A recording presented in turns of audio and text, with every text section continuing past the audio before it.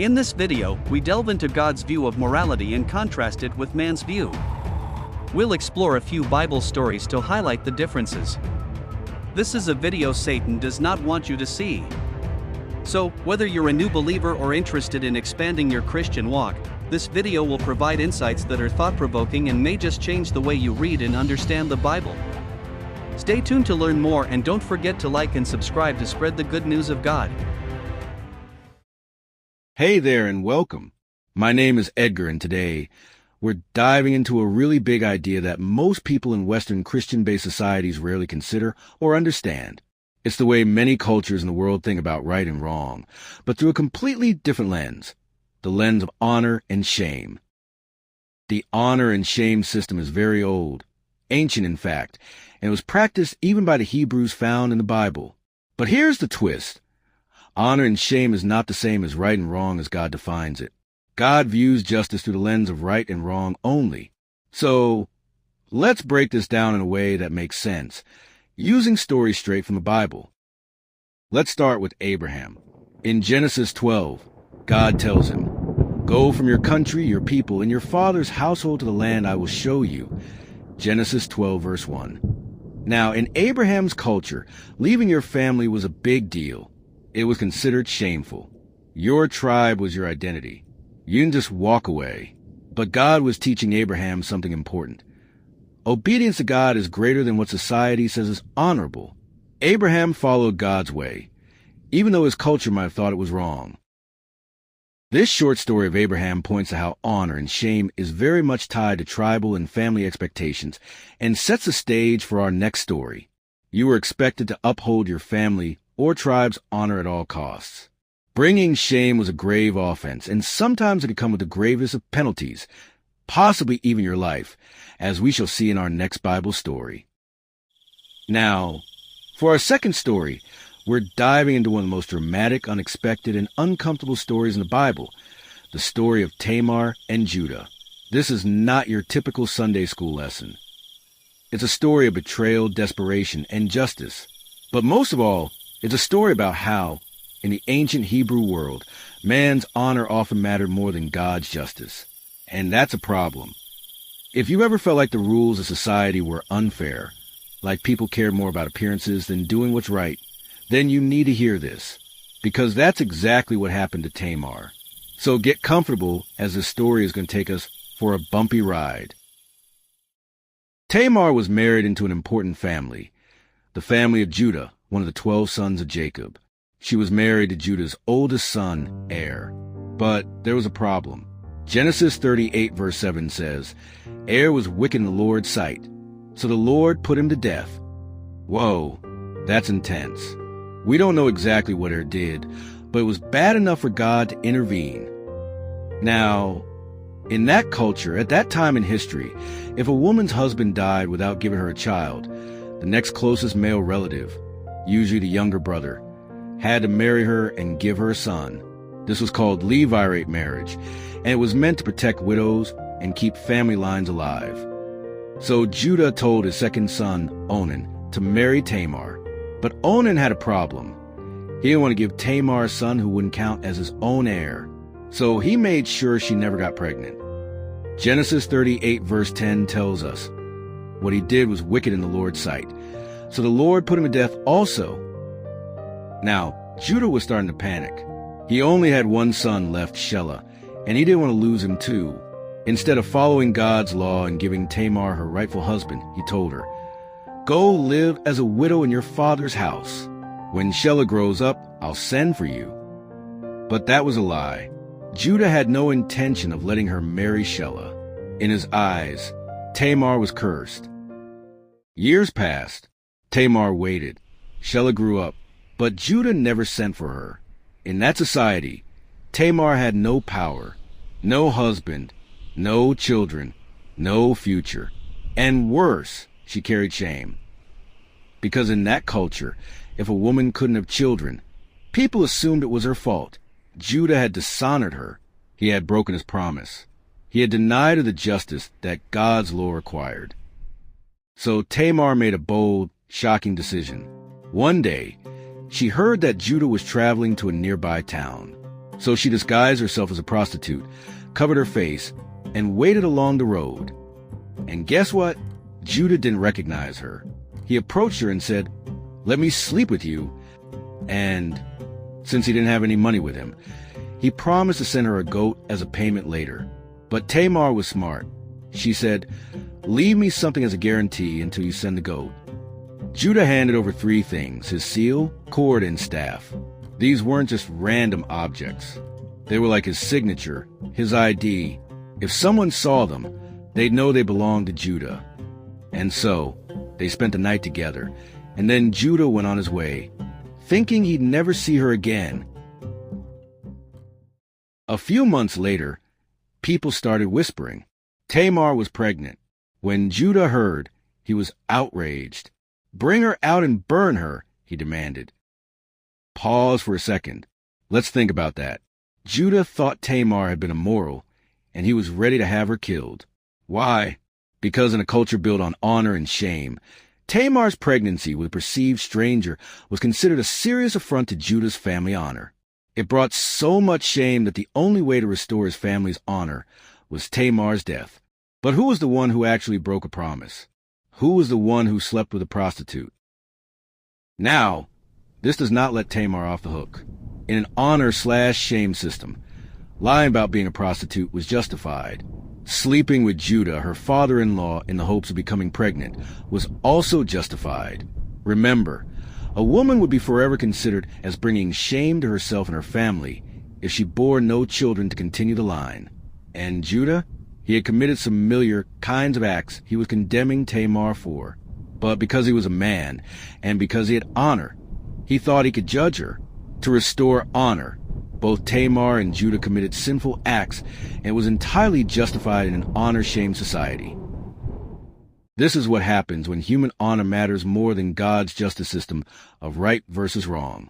People, humans, make up rules that benefit them instead of following what God commands and following his ways. As it says in Proverbs 4 verse 12, there's a way that appears to be right, but in the end it leads to death. And also in Isaiah 55 verses 8 to 9 it states, "For my thoughts are not your thoughts, neither are your ways my ways, declares the Lord. As the heavens are higher than the earth, so are my ways higher than your ways, and my thoughts than your thoughts." Now as for Tamar, she wasn't done yet. She sent a message to Judah. "The man who owns these things is the father of my child." And then she revealed his seal, cord, and staff. Imagine the look on Judah's face. He had been caught. And in that moment, he finally saw the truth. He admitted, "She is more righteous than I, since I didn't give her to my son Shelah." Genesis 38 verse 26. For the first time, Judah understood that Tamar wasn't the problem. He was. Inexplicably, Judah was actually praising Tamar for all her lies and deceptions. After all, her ingenious plan of pretending to be a prostitute and become impregnated by her father-in-law, without his knowledge, had in fact restored honor to herself and the family. Were these righteous acts in God's eyes? Absolutely not. But in man's eyes, Judah's eyes, in the eyes of society built upon honor versus shame, and not right versus wrong, Tamar was very righteous. Sounds twisted, right? Now, looking at the story of Judah and Tamar through the lens of spiritual warfare, Satan's fingerprints are all over this story. What better way to intervene in God's system of justice but with a sham system, a forgery? A system that actually is designed to reward those who commit sinful acts, sometimes even vile ones. Acts that actually separates man from God, and all to satisfy a perverted view of justice. Fake justice. Sadly, Satan's system of honor and shame still exists today. I am sure you can think of a few nations, cultures, and at least one major world religion where barbaric acts are committed and are routinely justified in the name of restoring honor and removing shame. So, what can we learn from this story? Tamar's story is messy, it's uncomfortable, but it teaches us something powerful. When human honor matters more than God's justice, people get hurt. Judah thought his family's honor was more important than doing the right thing, and Tamar suffered because of it. Fortunately, God works through brokenness. Tamar's son, Perez, became an ancestor of King David, and through David's line came Jesus. Out of this messy, unjust situation, God still brought redemption. Tamar's story also reminds us that no matter how unfair life seems, no matter how much people try to twist the rules, God sees what is right. Now let's talk about King Saul. He cared a lot about honor and shame. In 1 Samuel 15, God ordered Saul to destroy the Amalekites, a people group that lived near ancient Israel, completely. They were enemies of God. Every person, every animal, destroyed, and then burn everything they owned. But Saul kept the best livestock and even spared their king. Saul disobeyed God. Why? Because he wanted to look good in front of the people. When the prophet Samuel confronted him, Saul admitted, "I was afraid of the men, and so I gave in to them." 1 Samuel 15, verse 24. Saul was more worried about his reputation than obeying God, and because of that, God rejected him as king. So what do you think? Have you ever seen people care more about their reputation than doing what's right? Let us know in the comments section below. Fast forward to Jesus' time. The Pharisees, the religious leaders, were all about honor and shame. They wanted people to see them as holy. They followed traditions, wore fancy robes, and prayed loudly in public. But Jesus called them out.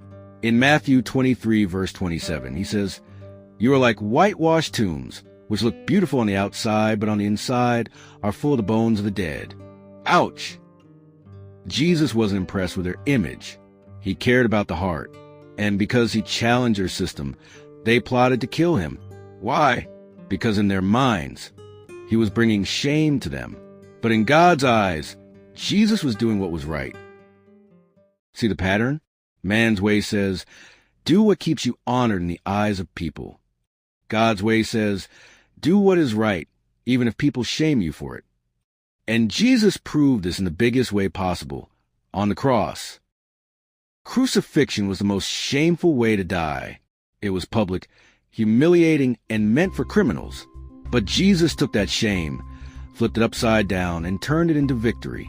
Hebrews 12 verse 2 says, "For the joy set before him, he endured the cross, scorning its shame." He didn't care about what people thought. He cared about saving us. Remember, honor and shame does not exist in God's justice, and this was one of the many reasons for the ministry of Jesus, to upend honor and shame systems. It's one of the reasons the teachings of Jesus seemed so radical to the early Jewish community, and even to his closest disciples. This is important to keep in mind for avid readers of the Bible. Understanding the mindset of the people of the Bible, the differences between man's honor and shame system versus God's right and wrong system of justice changes how you read and understand the Bible during your studies. And it's also important for understanding why, even in our modern age, so many non-Christian based societies you see in the news seem so alien to our eyes. They are coming from a completely different worldview of justice that is not God-based and is totally misaligned from what God intended for man. So what about us? Do we live for people's approval, or do we live for God? Sometimes, doing the right thing won't make you popular. People might shame you for standing up for truth. But remember, in the end, only God's opinion lasts forever. So here's a challenge. This week, choose to do what's right, even if it costs you honor in the world's eyes. Because in God's kingdom, true honor comes from obedience.